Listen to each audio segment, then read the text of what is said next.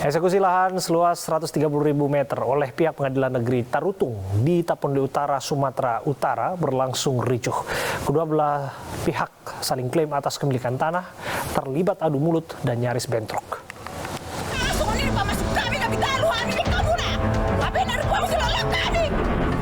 Eksekusi lahan perumahan diwarnai tangis dan histeris warga desa Hutang Injang, Tapanuli Utara, Sumatera Utara.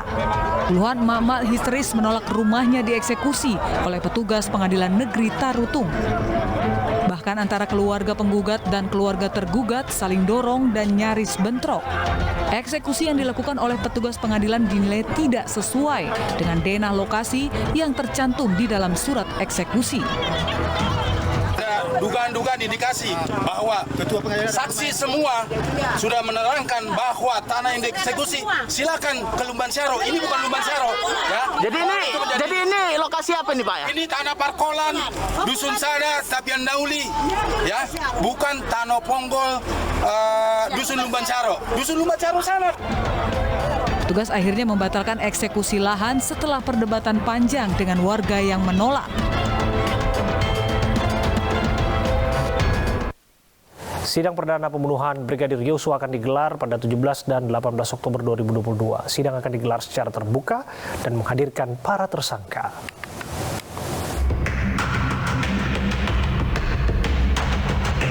Pengadilan Negeri Jakarta Selatan akan menggelar sidang perdana kasus pembunuhan Brigadir Yosua mulai Senin pekan depan. Sidang akan digelar mulai pukul 10 dan digelar secara terbuka. Tim majelis hakim pun telah ditunjuk dan dipastikan memenuhi kualifikasi. Pernah menjadi ketua pengadilan di masing-masing satker. Jadi artinya kalau ditanya ukurannya semua qualified sebenarnya. Jadi kalau kemudian ditunjuk oleh ketua pengadilan untuk mengadili perkara ini tentu pertimbangan, saya yakin pimpinan pengadilan punya pertimbangan. Tersangka yang akan disidang pada hari Senin yakni Ferdi Sambo, Putri Chandrawati, Kuat Ma'ruf, dan Bribka Riki Rizal. Sementara Barada Eliezer akan disidang mulai 18 Oktober 2022. Sementara tim majelis hakim yang ditunjuk dalam kasus pembunuhan Brigadir Yosua adalah Wahyu Iman Santosa sebagai hakim ketua, serta Morgan Simanjuntak dan Alimin Ribut Sujono sebagai hakim anggota.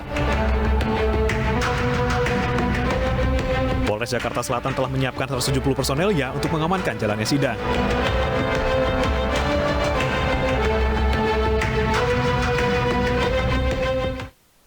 Sidang obstruction of justice dalam kasus pembunuhan Brigadir Yosua juga akan digelar pekan depan. 6 tersangka termasuk Brigjen Hendra Kurniawan akan disidang Rabu 19 Oktober 2022.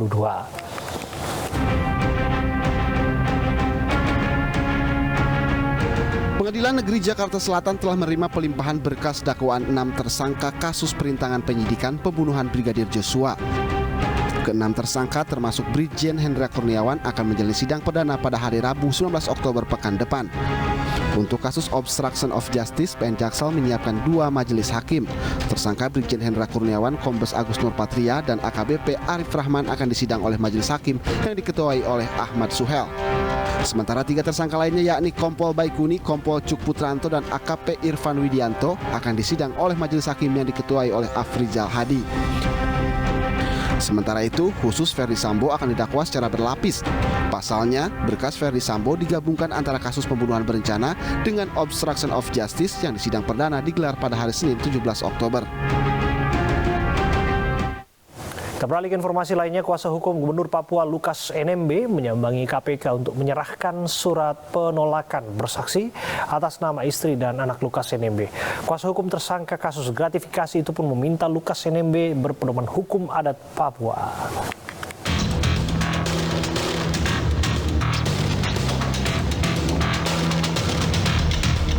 Tim kuasa hukum Lukas NMB menyambangi gedung KPK untuk menemui penyidik. Kedatangan tim kuasa hukum tersebut untuk menyerahkan surat penolakan bersaksi atas nama istri dan anak Lukas NMB. Namun sayang, tim kuasa hukum tak bisa bertemu dengan penyidik. Kuasa hukum juga meminta penanganan kasus dugaan korupsi yang melibatkan Lukas NMB berpedoman kepada hukum adat Papua. Disepakati oleh keluarga dan masyarakat adat Papua, mereka menyatakan bahwa pemeriksaan ketika Pak Lukas NMB dilakukan di Jayapura. disaksikan oleh masyarakat Papua di lapangan terbuka. Ketika diperiksa Pak Lukas begitu, jadi lapangan terbuka harus hadir ketika dia sehat. Menanggapi penolakan bersaksi atas nama istri dan anak Lukas NMB, Jubir KPK Ali Fikri menilai keluarga Lukas NMB boleh menolak untuk bersaksi, namun wajib hadir memenuhi panggilan KPK. Jadi perlu kami sampaikan bahwa di dalam hukum acara pidana atau KUHAP itu tidak ada satu aturan yang kemudian mengharuskan saksi didampingi oleh penasihat hukum ketika memberikan keterangan di hadapan penyidik.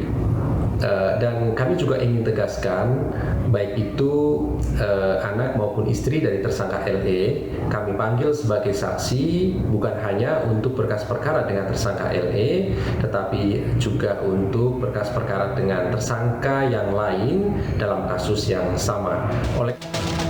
Sejak ditetapkan sebagai tersangka gratifikasi, Gubernur Papua Lukas NMB belum juga diperiksa oleh Komisi Pemberantasan Korupsi. NMB 2 kali mangkir dalam panggilan penyidik KPK dengan alasan sakit. Di samping itu, masa pendukung NMB juga terus melakukan aksi dukungan kepada NMB dan menolak penetapan tersangka NMB.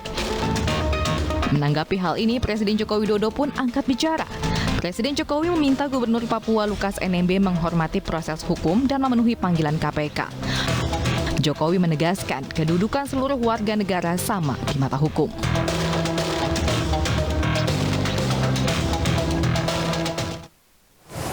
Presiden Joko Widodo diterpa isu ijazah palsu. Putra sulung Jokowi dan Rektor UGM angkat bicara. Informasinya satu lagi untuk Anda.